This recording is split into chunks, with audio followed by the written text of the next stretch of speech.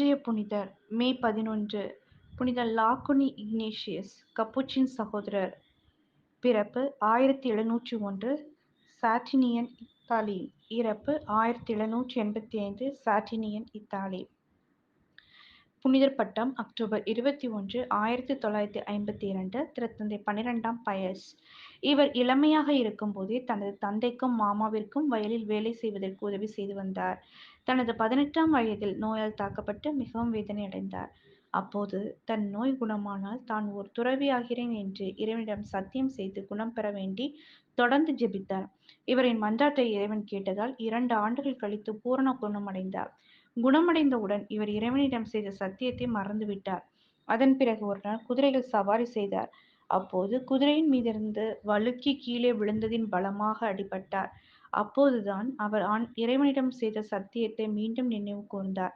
மீண்டும் இறைவனிடம் இறைவேண்டல் செய்தார். ஆனால் தன் நோயை கண்டிப்பாக குணமாக்க வேண்டும் என்று ஜெபிக்காமல், இறைவன் விரும்பினால் குணமாகட்டும் என்று ஜெபித்தார். அப்போது தனது 20ஆம் வயதில் கப்புச்சின் துறவற மடத்திற்கு சென்றார். பின்னர் 1736ஆம் ஆண்டிலிருந்து கப்புச்சின் துறவற மடத்தில் உறுப்பினரானார். இக்னேஷியஸ் தன்னுடன் இருந்த மற்ற சகோதரர்களுடன் நட்புடனும் சுமூகமான உறவுடனும் அனைவரையும் மகிழ்ச்சிப்படுத்தியும் உதவி செய்தும் வாழ்ந்தார். தனது 45ஆம் வயது வரை தனது குடும்பத்தில் இருந்தவர்களுக்கு மட்டுமே பணிவிடை செய்து வந்தார். ஆனால் அவர் மற்றவர்களை பற்றி ஒரு சிறிய அளவில் கூட குறை கூறவில்லை. அவரின் உதடு கடுமையான சொற்களை ஒரு நாளும் உச்சரிக்கவில்லை.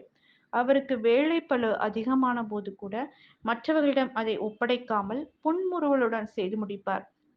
தனது வாழ்நாட்களில் தனது உடலில் ஏற்பட்ட ஒவ்வொரு நோய்களையும் இறைவனிடம் இறைவேண்டுதல் செய்து குணம் பெற்றார். இவரை தாக்கிய பல நோய்கள் இயேசுவின் அற்புதத்தால் குணமாவதை பார்த்த பலரும் பரவசமடைந்தனர். இறுதியாக இக்னேஷியஸ் தனது 84ஆம் வயதில் இறைவனடி சேர்ந்தார். ஜெபம். கேளுங்கள் உங்களுக்கு கொடுக்கப்படும் என்று கூறிய இயேசுவே, மருத்துவராய் இருந்து பல அற்புதங்களை செய்து புனித லாகுனி இக்னேஷியஸை குணப்படுத்தி வாழ்த்தீர். அவரைப் போலவே நாங்களும் எங்களது சிறு சிறு நோயிலும் உம்மீது நம்பிக்கை வைத்து உமது ஆசிரால் குணம் பெற உமது அருளை தந்து எம்மை காத்தருளும். ஆமென்.